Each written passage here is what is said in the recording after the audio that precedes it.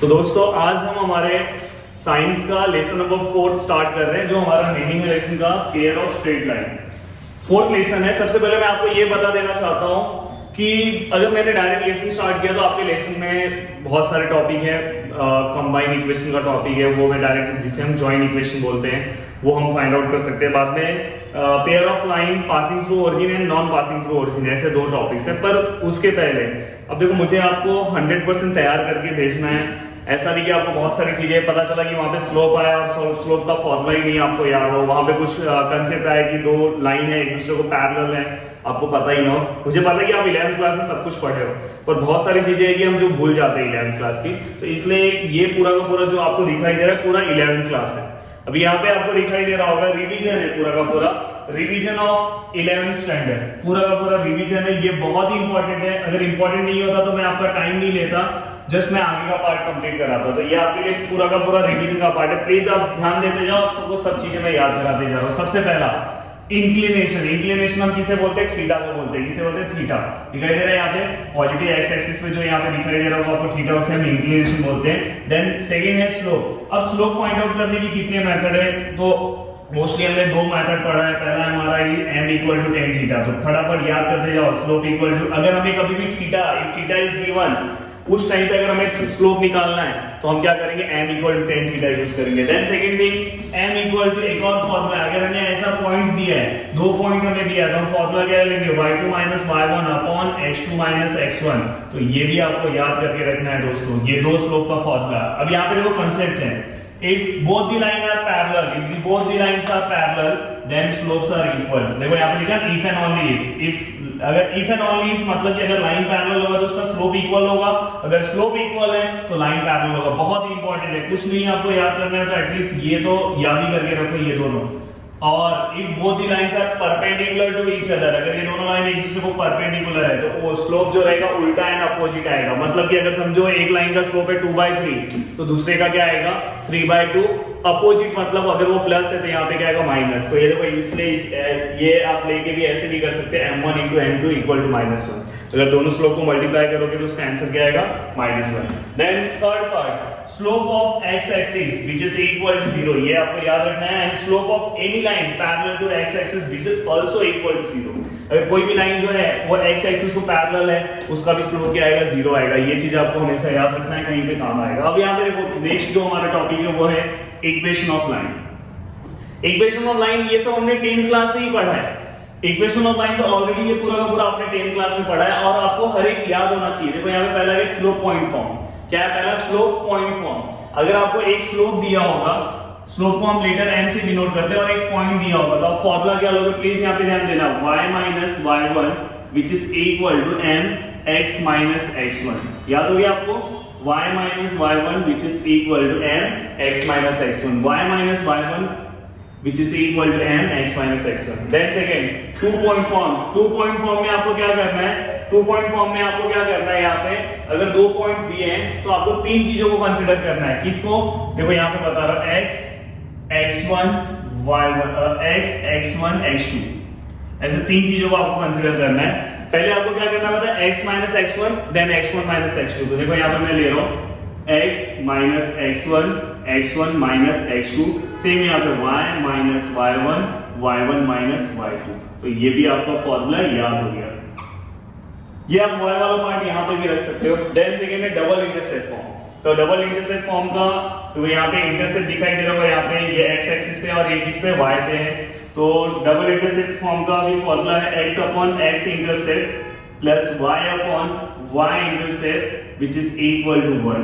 इसे ही आप दूसरे तरीके से क्या लिख सकते हो? इसे अगर आपको लिखना है तो x इंटरसेप्ट हमारा क्या है? a है, और y इंटरसेप्ट क्या है? b है। तो आप वहां पे वो भी लिख सकते हो कि x अपॉन a और y upon b which is equal to 1। Okay, then इसके बाद स्लोप इंटरसेप्ट फॉर्म। याद रखना, स्लोप इंटरसेप्ट फॉर्म हमेशा क्या था? y equal to mx plus c।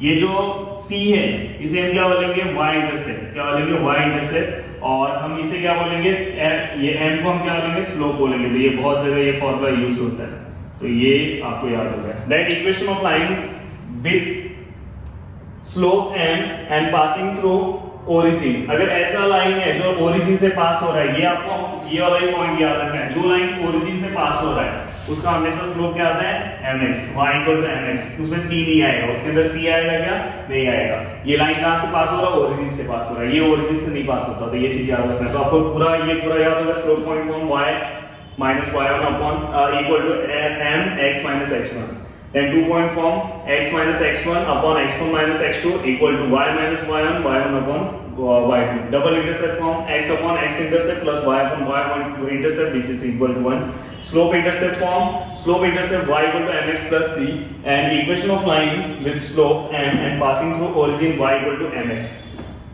General equation of line, ये भी बहुत जगह पे यूज होगा, कुछ इसमें से कुछ चीजें कहीं पे यूज हो सकती है, तो प्लीज इसे आप अच्छे से करते जाओ।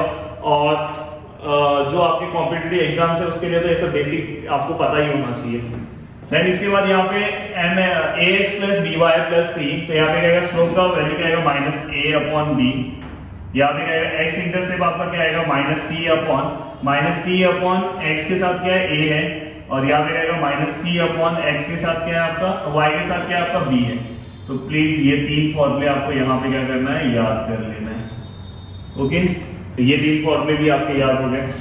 देन इसके बाद प्लीज चेक करते जाओ acute angle between the two line, ये भी हमने पढ़ा था, ये हमने 11th क्लास में पढ़ा है कि अगर दो लाइन के बीच में अगर हमें एक्यूट एंगल निकालना है तो बहुत ही इजी फॉर्मूला है m1 माइनस m2। सपोज दो लाइन का एक का स्लोप m1 है दूसरे का m2 है, और 1 plus m1 into m2, m1 minus m2 upon 1 plus m1 into m2। Then इसके बाद परपेंडिकुलर डिस्टेंस फॉर्मूला, मतलब परपेंडिकुलर डिस्टेंस फॉर्मूला मतलब क्या है, परपेंडिकुलर डिस्टेंस ऑफ लाइन के हम इक्वेशन को किससे डिनोट करते हैं, ax plus by plus c, ax plus by plus c which is equal to 0 from a point. ये लाइन है, इसका परपेंडिकुलर डिस्टेंस हमें पॉइंट से निकालना है, तो बहुत ही इजी है। क्या करना है आपको, बस यहाँ पे क्या करना, लाइन का जो इक्वेशन है ax plus by plus c ऐसे ही लिखना है, और नीचे जाएगा under root of a square plus b square. पर यहाँ पे एक चेंजेस क्या है, यहाँ पे ये जो आपका x है इसको x1 लोगे और y को क्या लोगे y1, समझ में।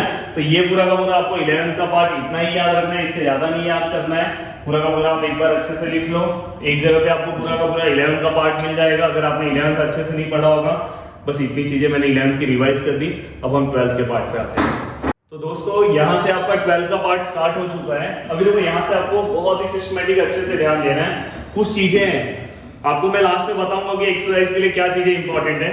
यहाँ से 1 बाय 1 हम एक पार्ट को कंप्लीट करते जा रहे हैं। हाँ, आपके इस लेसन के लिए 2 थ्योरम जो है बहुत ही इंपॉर्टेंट है। थ्योरम मैं हमेशा थ्योरम लास्ट में कराता हूँ, तो थ्योरम जो कुछ लेसन कंप्लीट हो जाएंगे, बाद में मैं थ्योरम का पार्ट पूरा एक साथ आपको करा के दूंगा। अब देखो यहाँ पे सबसे पहला इसके ऊपर आपको क्वेश्चन दिखाई देगा कंबाइंड इक्वेशन। कंबाइंड इक्वेशन आपको कुछ नहीं ध्यान देना है, देखो जहां पे मैं बोल रहा हूं बस वो ध्यान देना है। कंबाइंड इक्वेशन मतलब कि 2 इक्वेशन आपको दिए होंगे, कंबाइंड इक्वेशन को ही हम जॉइंट इक्वेशन बोलते हैं। अगर आएगा कि find combined equation of given equation of line, जो दिया रहेगा उसका कंबाइंड इक्वेशन निकालना है। कंबाइंड मतलब एक दूसरे को मल्टीप्लाई कर देना। जैसे कि यहाँ पे दिया कि इफ u इक्वल टू 0 और v, मतलब 2 लाइन है, दोनों के इक्वेशन है। पहले लाइन का इक्वेशन है u इक्वल टू 0 और दूसरे का v equal to 0 are the two line, then their combined equation is u into v which is equal to 0। यहाँ पे आपको नहीं समझा होगा तो मैंने एक एग्जांपल दिया है, सम इसके ऊपर क्वेश्चन है एक्सरसाइज में। Find the combined equation of line, ये देखो पहला है, ये दूसरा है कंबाइंड इक्वेशन ऑफ लाइन। तो क्या करना है आपको, जस्ट क्या करना है, आपको पता है u into v which is equal to 0 है, तो वैसे ही क्या करना है आपको कंबाइंड इक्वेशन निकालना है। तो जस्ट क्या करना है 2x plus y, और जो दूसरा कौन सा आपका 3x minus 5y, ये दोनों को क्या करना है मल्टीप्लाई करना है। ये दोनों को आप जैसे ही मल्टीप्लाई, जैसे देखो ना u हो गया और ये क्या हो गया आपका v हो गया, दोनों को आप मल्टीप्लाई करोगे, मल्टीप्लाई करने आता है।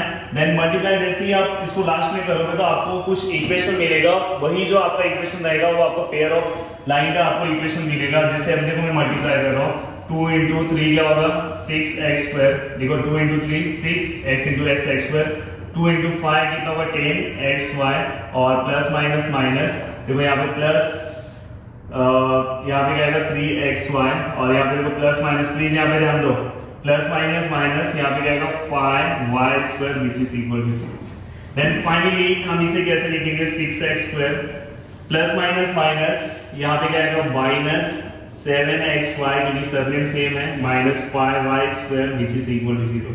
तो दोस्तों यहाँ पे आपको ये इक्वेशन दिखाई दे रहा है और ये जो पूरा का पूरा इक्वेशन है ये किसकी तरह मैच होगा आपको दिखाई देगा। ये पूरा का पूरा इक्वेशन किसकी तरह होगा, ax² + 2hxy + by² which is equal to 0।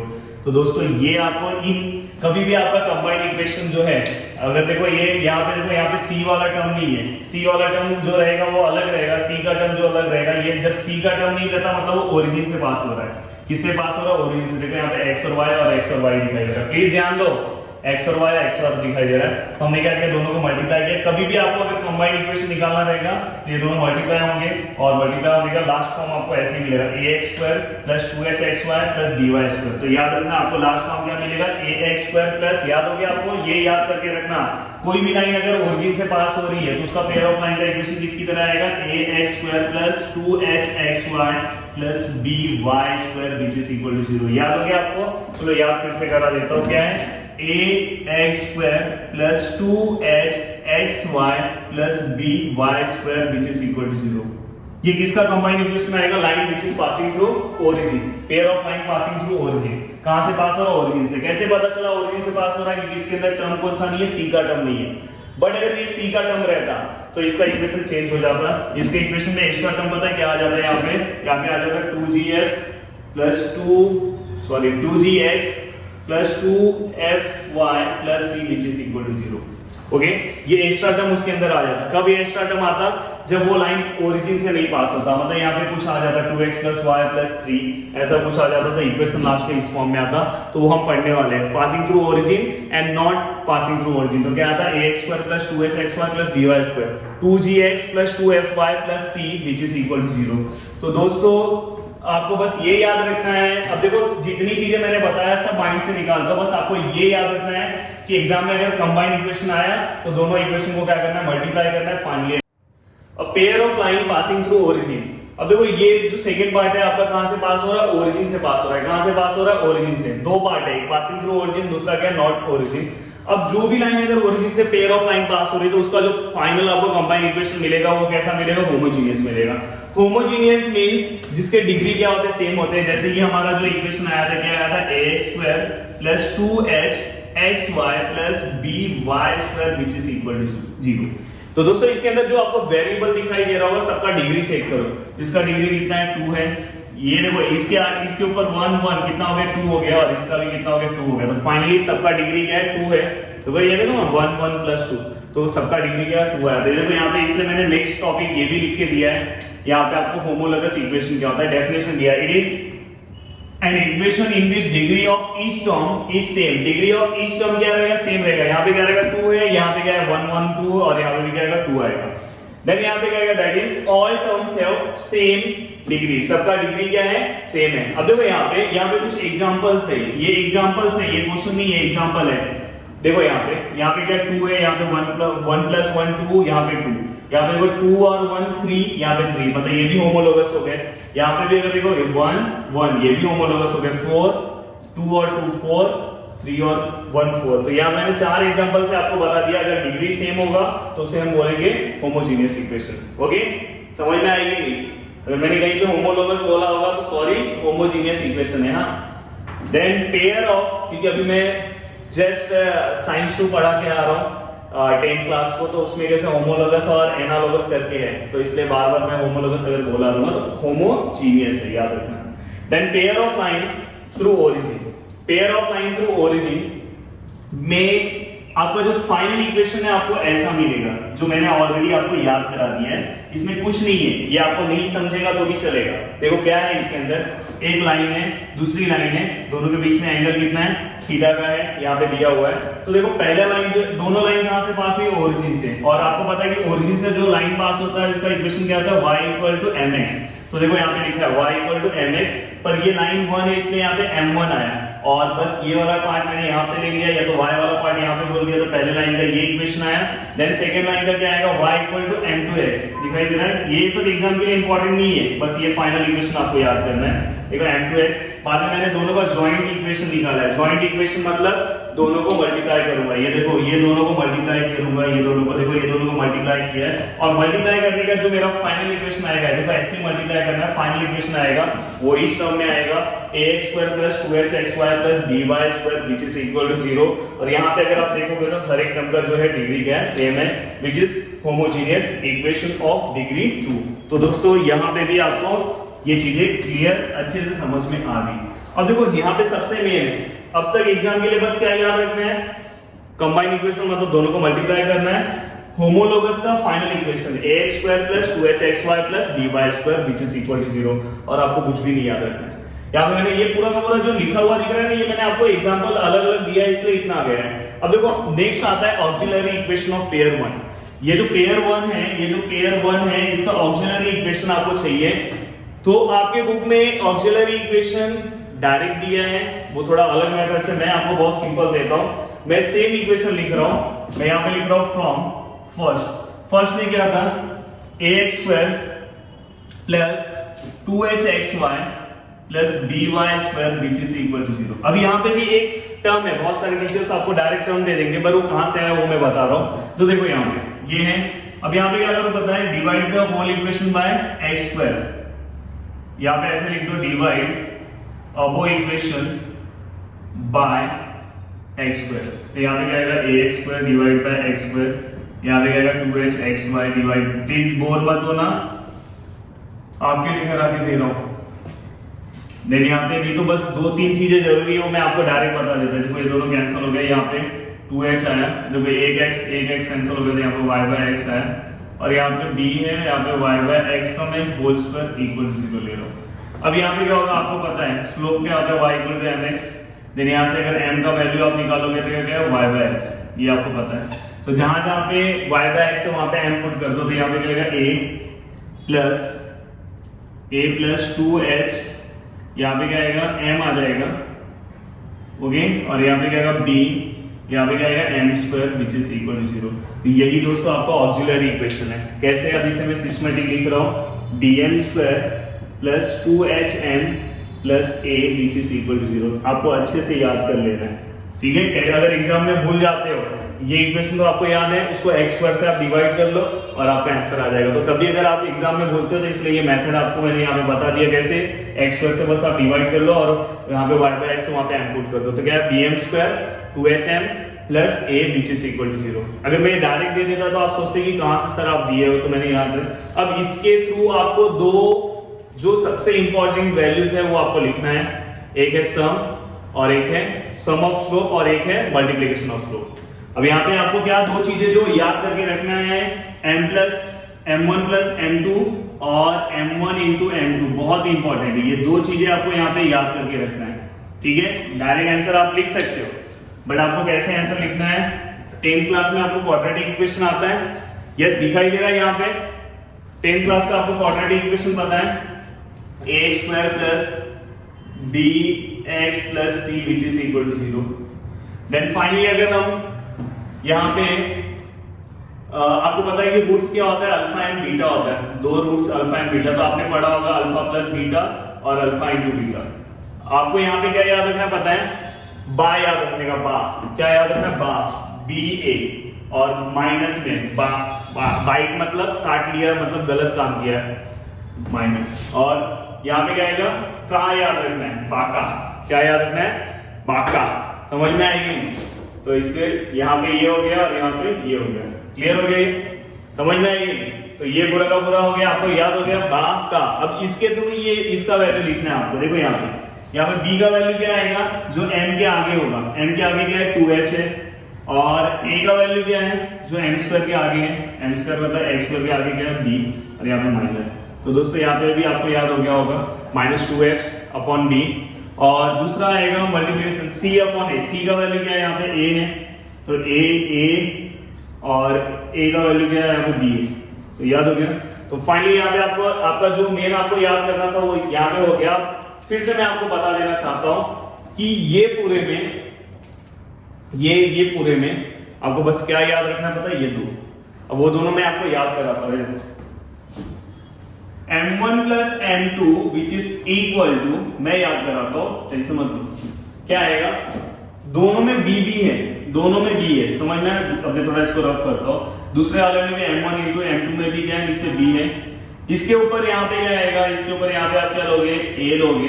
याद रखना मल्टीप्लिकेशन में a, मल्टीप्लिकेशन में a, मल्टीप्लिकेशन में a, और यहाँ पे क्या आएगा -2h। याद रखना। तो ये m1 plus m2 which is equal to -2h upon b, और m1 into m2 which is equal to a upon b। याद हो गया दोस्तों?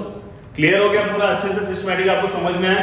अब यहाँ पे अब क्या होगा पता है? बस आपको देखो पूरा बोर्ड पे बहुत सारी चीजें एक्सप्लेन की है, बस आपको क्या याद रखना है, कंबाइंड इक्वेशन, होमोलोगस, वो सब होमोलोगस फिर से बोल रहा हूँ, होमोजीनियस, ये सब आपको याद करने की जरूरत नहीं है। आपको सिस्टमैटिक पता है क्या याद रखना है, बस इक्वेशन याद रखना है। बाद में बस ये मुझे ये चाहिए ऑक्सिलरी इक्वेशन अगर आपको याद है, क्योंकि कहीं कहीं पे जरूरत पड़ेगा, bm² + 2hn + a कैसे आया वो भी मैंने बताया। m1 + m2 which is equal to -2h upon b and m1 into m2 a upon b, ये आपको याद रखना है।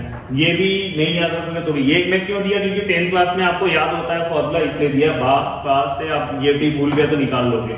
ओके, अब मैं आगे आपको बस 3-4 चीजें हैं वो दे देता हूँ, ठीक है? पूरा का पूरा कंसेप्ट खत्म हो जाएगा, फिर हम एक्सरसाइज। तो दोस्तों अभी आपको यहाँ पे दिखाई दे रहा है, ये आपका लास्ट पार्ट है। थोड़ा सा लेक्चर लेंथी हो गया है, पर देखो जो बहुत सारी चीजें हैं जो जरूरी है आपको याद कराना, वो सब मुझे कराना है। नहीं तो मैं जब एक्सरसाइज स्टार्ट करूंगा तो सब चीजें बताऊंगा, तो उस टाइम आपको मतलब इतना अच्छे से नहीं समझेगा। अब देखो यहाँ पे सबसे पहले ये बता दे रहा हूं मैं, ये एक नोट आप करके ले लो, ये इंपॉर्टेंट नोट करके आप ले लो कि ये फॉर्मूला ना कहीं कहीं पे आपको जरूरी पड़ेगा, और वो क्वेश्चन जिस फॉर्मूले में जहां पे जरूरी पड़ेगा वो क्वेश्चन बहुत ही इंपॉर्टेंट होते हैं, एग्जाम में बहुत बार पूछते हैं। तो वहां पे हमें अगर difference square which is equal to, हमें कैसे, हमें हमारे पास दो ही फॉर्मूला है, m1 + m2 का और m1 into m2 का, अभी हमने थोड़ी देर पहले ही देखा।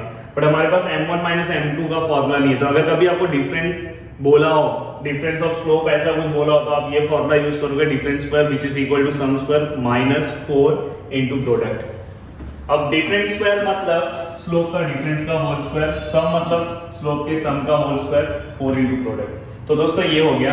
अब यहाँ पे acute angle between a pair of line, याद रखना आपके एग्जाम में बार बार एक क्वेश्चन पूछा हुआ है कि acute angle between a pair of line, अगर पेयर ऑफ लाइन के बीच का अगर हमें एक्यूट एंगल निकालना है तो हम कैसे निकालेंगे? पेयर ऑफ लाइन के बीच का एक्यूट एंगल अगर हमें फाइंड आउट करना है तो उसके लिए जैसे कि आपने उसके पहले देखा कि acute angle between two lines, दो लाइन के बीच का वहां पे आपने देखा था। तो यहाँ पे पेयर ऑफ लाइन का अगर आपको एक्यूट एंगल आया तो इसका फॉर्मूला है tan theta which is equal to mod 2 √ h² - ab। याद रखना h² - ab, याद रखना क्या, h² - ab upon a + b। याद हो गया आपको? चलो मेरे साथ याद करो प्लीज, देखते जाओ एक बार अच्छे से, फिर से यहाँ पे यस चेक भी करते जाओ। tan theta which is equal to mod लिया, यहाँ पे 2 लिखा, √ h² - ab upon a + b। तो दोस्तों आपको याद हो गया होगा, नीचे a + b है और ब्रैकेट में क्या है, h² - a। अब कंडीशन है, ये कंडीशन बहुत बार एग्जाम में स्ट्रेट फॉरवर्ड क्वेश्चन आता है कि लाइंस आर पैरेलल और कोइंसिडेंट, हमें प्रूव करना रहता है कि अगर लाइन को हमें कोइंसिडेंट मतलब एक के ऊपर एक लाइन है तो वहां पे थीटा 0 ही होगा, समझ में? और एक के ऊपर तो और से हम पैरेलल में बोलेंगे तो उसका इफ एंड ओनली इफ कब वो हो सकता है, जब आपका h² - ab का जो वैल्यू है वो 0 हो जाएगा। तो याद रखना, जब अगर आपको कभी भी लाइन को, अगर कोई भी लाइन दिया है और आपको बोला है कि वहां पे प्रूफ करने के लिए बोला है कि कोइंसिडेंट प्रूफ करो, तो बस आपको क्या करना है, h का वैल्यू निकाल लेना, ये सब का वैल्यू निकाल के h² - ab का वैल्यू कितना लेकर आना, 0। Then second thing, lines are perpendicular. अगर लाइन परपेंडिकुलर, अगर दोनों लाइन एक दूसरे को परपेंडिकुलर है तो आपको क्या करना पता है, a + b, क्या करना है, a + b which is equal to 0, ये प्रूफ करना है। ओके, अब यहाँ पे मैंने इफ एंड ओनली इफ लिखा है क्योंकि अगर a + b = 0 है मतलब लाइन परपेंडिकुलर है, और अगर लाइन परपेंडिकुलर मतलब a + b which is equal to 0 है। देन यहाँ पे दो टर्म्स और हैं, लाइंस आर डिस्टिंक्ट, लाइन दोनों अगर एक दूसरे को डिस्टिंक्ट है मतलब वहां पे h² - ab क्या आएगा, ग्रेटर देन 0 आएगा, उनका जो वैल्यू रहेगा कुछ रूट में ग्रेटर देन 0 आएगा, समझ में आएगी? तो वो क्या रहेगा, लाइन डिस्टिंक्ट रहेगा। प्लीज चेक करते जाओ अच्छे से और याद भी करते जाओ।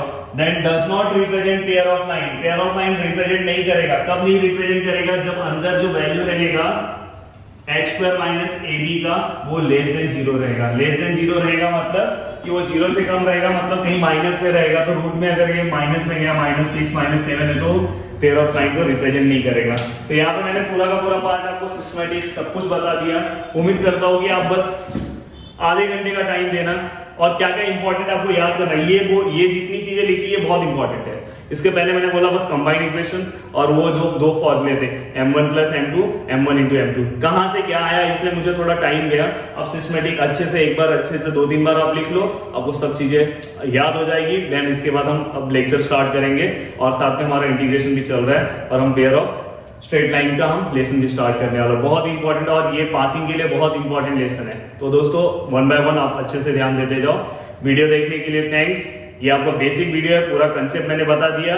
बस अभी ये पासिंग थ्रू ओरिजिन है, दूसरा एक कंसेप्ट आएगा जो नॉट पासिंग थ्रू ओरिजिन रहेगा, उसमें ज्यादा कुछ नहीं है, पर ये स्टार्टिंग का पार्ट था तो बहुत कुछ इसमें मैंने 11 भी आपको रिवाइज करा के दिया। तो दिल से थैंक्स वीडियो देखने के लिए। जितना हो उतना वीडियो को आप शेयर करो। ये वीडियो आपको YouTube पे मिलेगा और इसके एक्सरसाइज के वीडियो तो आपको पर्सनली आपके आईडी पे आपको मिलेंगे। ओके, देन दिल से थैंक्स। जय हिंद।